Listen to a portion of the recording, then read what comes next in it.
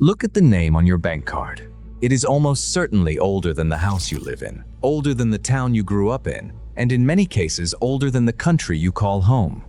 Because the words your surname is built from were spoken in a Britain still arguing over whether to be Saxon, Norman, Danish, or Irish. 15 surnames you could meet in any supermarket queue tomorrow, and every one of them is a thread running back 1,000 years. Stay until the final name, because it is the oldest of them all, and it belongs to a king who died winning. Number 15. Cooper. A cooper made barrels. The name comes from the Middle English cooper, and the first man recorded carrying it was one Robert le Couperet, named in the pipe rolls around 1176. Think about what that meant in a medieval world. Everything you owned that was wet or dry. Ale, salted fish, flour, gunpowder, water hauled from the well, lived inside a wooden cask bound with hoops. A village without a cooper was a village that could not store its own food. The craft demanded real skill, keeping those staves watertight, and it survived in Britain for the better part of 900 years. The trade is all but gone now. The name is everywhere. There are tens of thousands of coopers in Britain today, and almost none of them have ever raised a single barrel. Number 14. Wright. From the Old English writa, a word already in use around the year 700, meaning a worker or shaper of wood. In a country built largely from timber, the Wright made almost everything that mattered. A wheelwright turned out wheels, a wainwright built carts, a shipwright laid down hulls, and a playwright, by a later twist of the same word, builds plays. After the Normans arrived, the French word carpenter slowly crowded Wright out across most of England, though Scotland kept it in its old sense. The name is one of the very first occupational surnames on record, with men like Robert Wright turning up in the 1270s, and it remains the 11th most common surname in England. The Wright brothers who first flew were American, but the name they carried meant, quite literally, the people who build things. Number 13. King. And here's the twist. You did not have to be one. The name comes from the Old English signing, meaning a king or tribal leader, but the men who carried it were almost never royalty.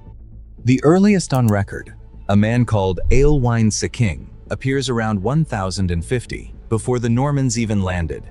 So, who were these kings? In most cases, the man who played the king in the local pageant, those open-air plays staged in towns and villages, often with the same fellow taking the role year after year, until the title simply stuck. Or the man who won the crown in some village contest.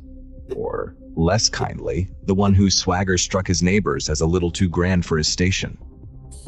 There are tens of thousands of kings in Britain today. Almost none of them rule anything. Number 12. Shepherd. The most honest name on the list, because it means exactly what it says. From the Old English scia fierde, a compound of skeep, sheep, and hierde, herder. The man who watched the flock. And in medieval England, that was no small job, because for most of the Middle Ages, the entire engine of the economy ran on wool. Fortunes were built on the backs of sheep. Raw English fleece shipped to the looms of Flanders and Italy, taxed by kings to pay for wars. The men who guarded those flocks turned up as surnames from the 13th century onward, thickest in the great sheep counties of Yorkshire and Lincolnshire. The medieval wool trade has long since collapsed. The name it produced has outlasted it by 600 or 700 years, and it is still common in exactly the regions where the sheep once grazed. Number 11. Knight. This one is older than it sounds, and stranger. Before, a knight meant a man on an armored horse with a lance. The Old English word knight simply meant a boy, a youth, a serving lad in someone's household.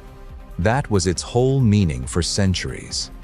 The grand chivalric sense, the knight of Arthurian legend, did not fully harden until around the middle of the 12th century. So the men first called knight were not lords at all.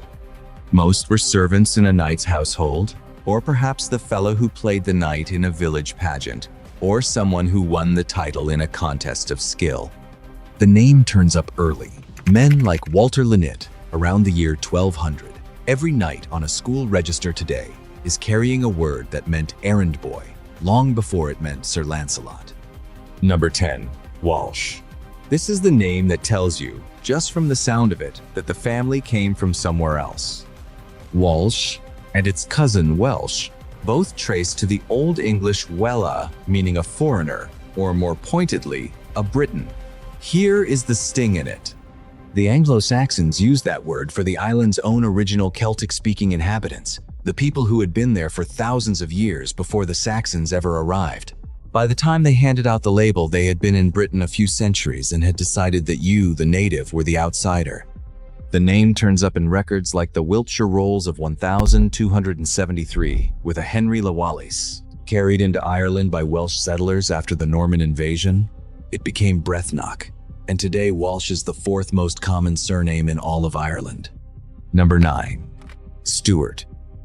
Scotland's great contribution to this list, and it began as a job. The name comes from the Old English stigweard, a compound of stig, household, and weird, guardian, the keeper of the hall. Around the year 1150, a baron of Breton descent named Walter Fitzalan was made High Steward of Scotland by King David I, the chief officer of the royal household, and the post became hereditary, passing from son to son. In time, his descendants stopped using it as a title and started using it as a name. Then came the marriage that changed everything. Walter the Sixth Steward wed Marjorie Bruce, daughter of Robert the Bruce. Their son was crowned Robert II in 1371, founding the Royal House of Stewart, a job title that climbed all the way to a throne. Number 8. Bulmer. And here, the pattern shifts, because this is not a job, but a place. The name comes straight from the village of Bulmer in North Yorkshire, recorded in the Domesday Book of 1086 as Bolamere, the Bull's Lake, from the Old English bula, bull, and mere, a lake. In 1066, the Anglo-Saxon lord there was a man named Legulf. After the conquest, the manor passed into Norman hands, held from Robert, Count of Morton, the conqueror's own half-brother. By the 12th century, the family holding the land had taken the village as their name, de Bulmer, and one of them, Ansketil de Bulmer, served as Sheriff of Yorkshire. That name has come down nearly 900 years intact. Look at almost any Old English village, and its name is still walking around on someone today. Before I show you the last part, if you've ever looked at your own results and wondered where your Old English roots fit into your bloodline, I put it all together in a guide called Where Do You Really Come From? Link is in the description. But stay right here, because what comes next is the part most people completely miss. Number 7. Lacy. Now we move into the great Norman families, the men who arrived as conquerors. The name comes from Lacy, a village in Calvados, Normandy, the family's home before they ever crossed the Channel. Two brothers, Walter and Ilbert de Lacy, came over in the wake of William the Conqueror, and tradition has them charging the English line at Hastings in 1066. The rewards were vast. By the Domesday Survey of 1086, Walter de Lacy held more than 160 manors across 7 counties, with estates strung along the Welsh border at places like Waverley, Ludlow, and Holme Lacy, where the family name still clings to the land. Walter himself died in 1085, falling from a ladder while inspecting a church he had founded. The name slipped through 9 centuries of English history and sits in ordinary phone books today, spelled Lacy or Lacy. Number 6. Percy.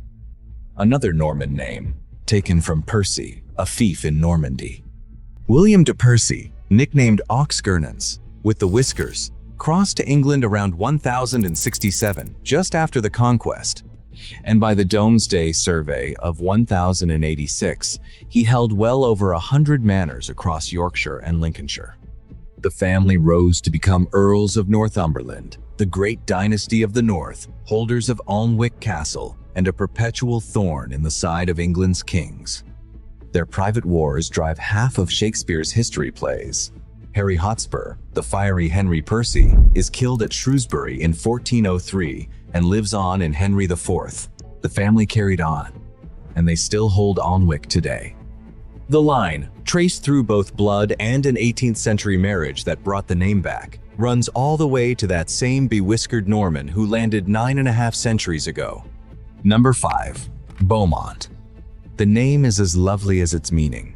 From the Old French Beaumont, the beautiful hill, taken from one of several places so named in Normandy. The family belongs to Roger de Beaumont, a Norman noble who advised William the Conqueror but was thought too old to fight, so he stayed behind to govern Normandy while the Duke sailed for England. His sons crossed instead. One of them, Robert de Beaumont, commanded the Norman right wing at Hastings in 1066 and was rewarded with vast lands, becoming the first Earl of Leicester. His brother Henry became the first Earl of Warwick. Roger himself appears in the Domesday Book of 1086. The earldoms eventually passed through marriage into other lines, but the surname Beaumont, in its various spellings, has carried on without a break for some 900 years. Number 4. Hamilton. This one climbed about as high as any family in Scotland. The earliest firmly documented ancestor is Walter Fitz Gilbert de Hamilton, who appears in records in the 1290s. He began on the English side during the Wars of Independence, holding Bothwell Castle for the crown, but after the Scottish victory at Bannockburn in 1314, he switched his loyalty to Robert the Bruce and was rewarded with the lands of Cadzow in Lanarkshire, which in time took the family's name and became the town of Hamilton. The name itself comes from a place in England, perhaps Hambledon, from the Old English Hamel, crooked, and Dun, hill. From there, the family grew into Dukes of Hamilton, premier peers of Scotland. And one branch crossed an ocean into legend. The Hamiltons of Ayrshire produced a son named James, whose own son, Alexander Hamilton, became a founding father of the United States. Number 3. Armstrong. The most literal name on the list, from the Middle English meaning exactly what it says, someone strong in the arm. The origin stories live up to it. One legend has the name born when a king's horse was killed beneath him in battle, and his armor-bearer hauled the king back into the saddle with a single arm. The first solid record is plainer. An Adam Armstrong, pardoned at Carlisle in 1235 for causing a man's death, and the borders are where this clan earned its name. The Armstrongs became fearsome border reavers, raiders of the lawless frontier between Scotland and England, and at their height could put some 3,000 horsemen in the saddle. After the Union of the Crowns in 1603, the Crown crushed the border families and scattered them. Which is why one of the most famous names in history belongs to an American, Neil Armstrong, first man on the moon. Number 2. Wallace. The name of Scotland's most famous patriot, and its meaning is a quiet shock. Wallace comes from an Old French and Latin term meaning, of all things, the Welshman, or the foreigner. In medieval Scotland, it was used for someone of British stock, particularly from the Old Kingdom of Strathclyde, whose people spoke Cumbric, a close cousin of Welsh. So the great Scottish hero carried a name that meant outsider. The family appears in the records by around 1160, when a Richard Wallensis held lands near Kilmarnock as a vassal of the High Stewart of Scotland. The Ayrshire village of Riccarton still carries a worn-down form of his name. The clan belongs to Ayrshire and to Elderslie, the traditional birthplace of William Wallace himself, hero of Stirling Bridge and guardian of Scotland. The foreigner's name became the very heart of Scottish independence. And number 1, O'Brien. Here we step sideways out of England, because the oldest hereditary surname in these islands is not English at all. It is Irish.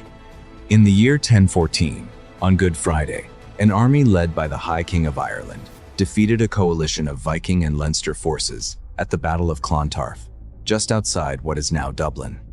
The High King himself, an old man of around 70 called Brian Boru, was killed in his tent in the very hour of victory. He had unified most of Ireland under his rule, and his death is recorded in genuine, datable contemporary documents, the Annals of Ulster and the Annals of the Four Masters.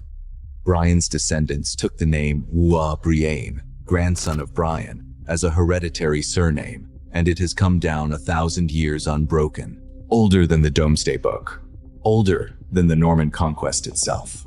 15 surnames, 15 ribbons of unbroken inheritance running from a village cooper in Anglo-Saxon England, or a Norman knight on a horse at Hastings, or an old Irish king dying in a tent in the rain, all the way to the name on your bank card. You did not choose it. Nobody alive chose it. It was handed to you, and one day you will hand it on. And somewhere back in the chain was the first one who started a line that never stopped. If your surname was on this list, tell me where your line came in. And if you made it to the end, subscribe.